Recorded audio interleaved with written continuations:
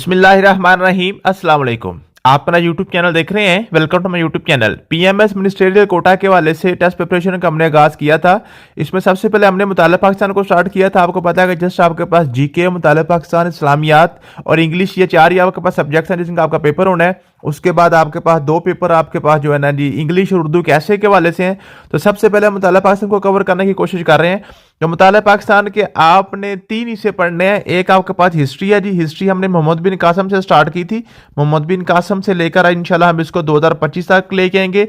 उसके बाद फिर आपने पाकिस्तान की जियोग्राफी भी स्टार्ट पढ़नी है और उसके बाद फिर पाकिस्तान के कॉन्स्टिट्यूशन भी हमने पढ़ने हैं। ठीक है जी। तो तीन तरह से आपने मुताला पाकिस्तान को तैयार करना है। या जस्ट आपने हिस्ट्री पढ़ के नहीं छोड़ देना। तो हमने सबसे पहले मोहम्मद बिन कासम से लेकर हम दिल्ली सल्तनत तक आए थे। उसके बाद दिल्ली सल्तनत से हमने वो चारों सल्तनतें पढ़ी थी। उसके बाद फिर हमने मुगलिया सल्तनत को स्टार्ट किया था। तो मुगलिया सल्तनत मैंने आपको बताया था कि ये दो, आपने इसको दो हिस्सों में तकसीम करना है।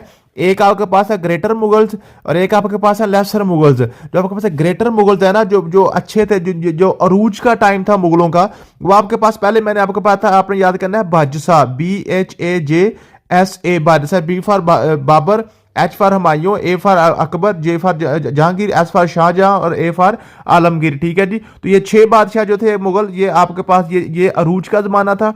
उसके बाद फिर इनका जवाल शुरू हो जाता है। ठीक है जी। तो आफ्टर औरंगजेब आलमगीर आपके पास ये जो लेसर शुरू हो जाते हैं। तो हमने क्या किया था, पहला पार्ट पढ़ लिया था। उसके बाद फिर हमने स्टार्ट करना है जी, आपके पास जो है ना जी लेसर मुगल है। तो सबसे पहले आपने याद करना, पूछा था जी औरंगजेब आलमगीर के बाद सबसे पहला हुक्मरान कौन बना था, क्योंकि यहां से जवाल शुरू हुआ था। ठीक है जी। तो आपके पास Bahadur Shah one, Bahadur Shah one, Bahadur Shah one जो है ना जी, आपको पता है एंड वाला भी इनका बहादुर शाह था। वो बहादुर शाह टू आएगा, बहादुर शाह जफर, जो जिस पे एंड पे जाके बिल्कुल खत्म हो गया था 1857 की जंग आजादी के बाद। फिर उसको रंगून की जेल में वहां पे जलावतन भी कर दिया गया था। ठीक है।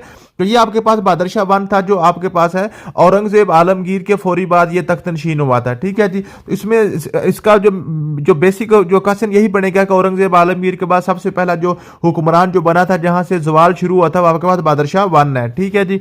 तो औरंगजेब, अब ये आपको मैंने बताया कि सारे के सारा हम इंग्लिश में भी पढ़ रहे हैं और उर्दू में भी पढ़ रहे हैं। उर्दू में हम इसका कंसेप्ट कवर करने की कोशिश करते हैं। पेपर आपका इंग्लिश में ही आना, ये आपने कवर कर लेना है।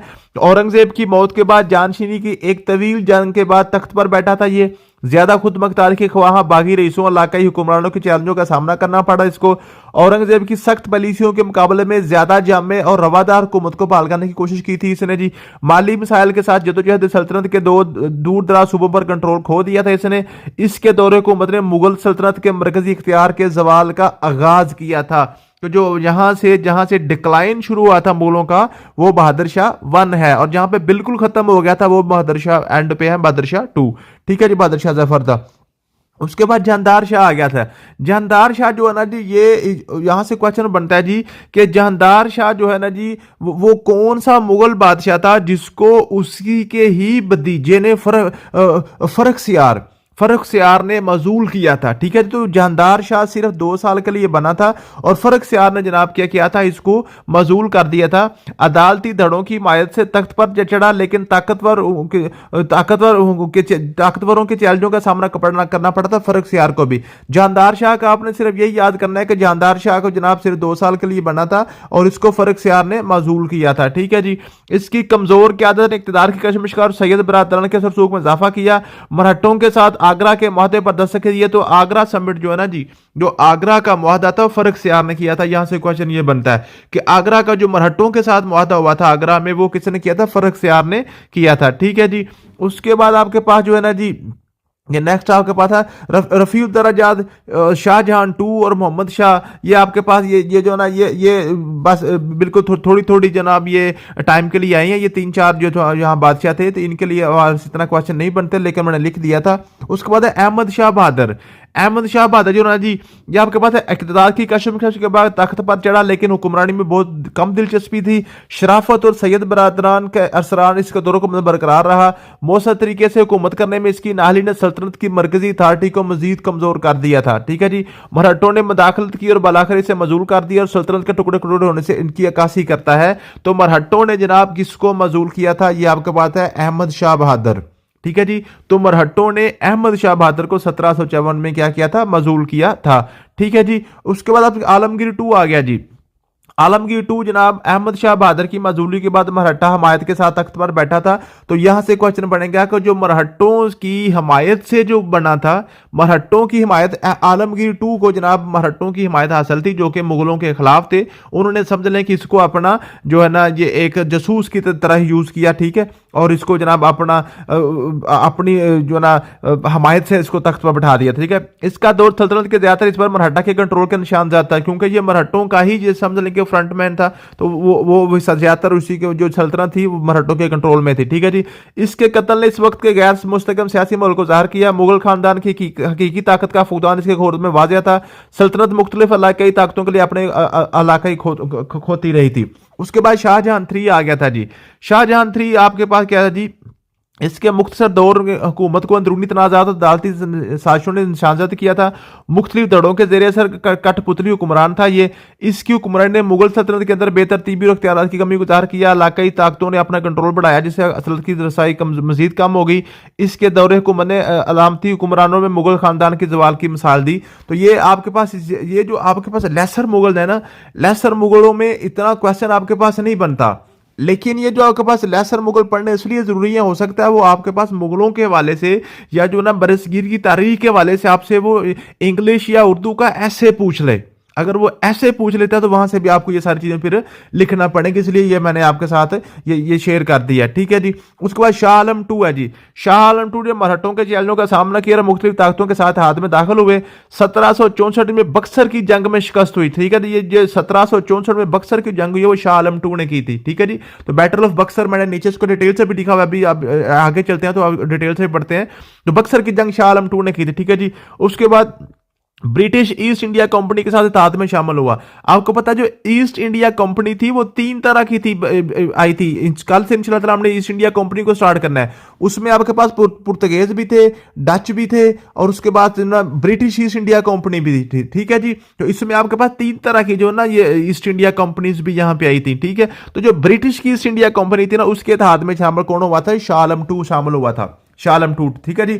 इसका दौरे हुकूमत में मुगल सल्तनत से बरतानवी नौबादियाती असर में तब्दीली देखने में आई।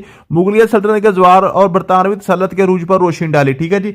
अब इसने क्या किया था? शाह आलम 2 ने मरहट्टों से आजादी हासिल कर ली, लेकिन वो क्या किया? आजादी हासिल करके वो अंग्रेजों की जनाब गोद में जाके बैठ गया। उसके बाद अकबर शाह 2 आ गया जी। अकबर शाह, इसके दौरे को मैं बरतानवी ईस्ट इंडिया कंपनी को मुगल दरबार पर ज्यादा कंट्रोल करते हुए देखा गया, ठीक है जी। अब शाह आलम 2 ने क्या किया जी? आपके पास जो है ना जी ये शाह आलम 2 ने अंग्रेजों के साथ इत्तेहाद किया और अंग्रेजों ने आस्ता आस्ता क्या किया? फिर उनके दरबार के ऊपर कब्जा करना शुरू कर दिया गया, ठीक है जी। और 1857 की हिंदुस्तानी बगावत मुगल खानदान के खात्मे का बास बनी, ठीक है जी।